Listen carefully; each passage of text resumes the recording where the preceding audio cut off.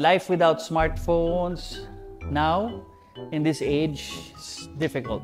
Because this is the only ways and only means to communicate with your loved ones, with friends. Lahat ng ito na, pag nawala to, kasi parang patapos na rin ang mga landlines eh. Importante siya for that specific feature to communicate. But for social media and for medyo dapat bawas-bawasan natin. Cellphone is not life. It's just a means of communicating with, para closer kayo ng mga loved ones mo. Family and relatives.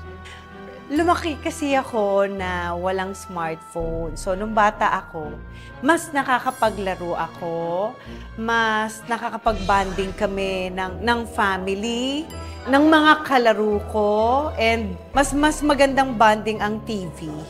Kasi may time lang para manood ng TV. Tsaka nakokontrol mo kung gaano ka, yung screening time mo, mas controllable. Kasi ngayon yung anak ko, tinanggal na namin yung phone sa kanya. Inunti-unti namin.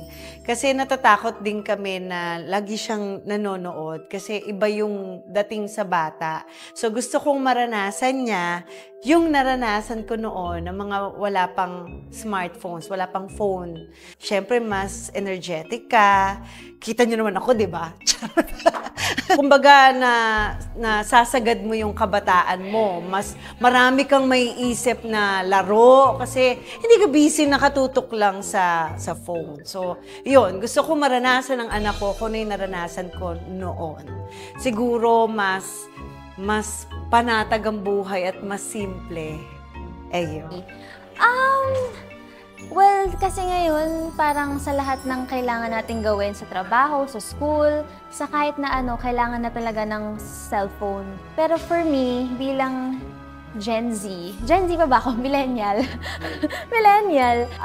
Siguro mahirap. Mahirap siya for me kasi nga part na siya ng buhay ko. Part siya ng trabaho ko, social media, ganyan. And yung mga messages, kailangan na nakikipag-communicate ako sa mga ka-work ko or sa mga boss ko. Ganyan. So medyo mahirap. Pero feeling ko kaya ko naman.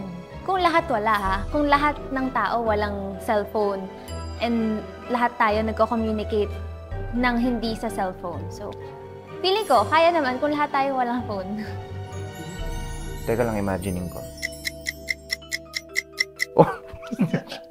Siguro kung wala tayong smartphone ngayon, feeling ko sobrang mahihirapan lahat ng mga tao. Lalo na yung mga, di ba, usually naman yung mga ibang tao dyan, may pamilya abroad.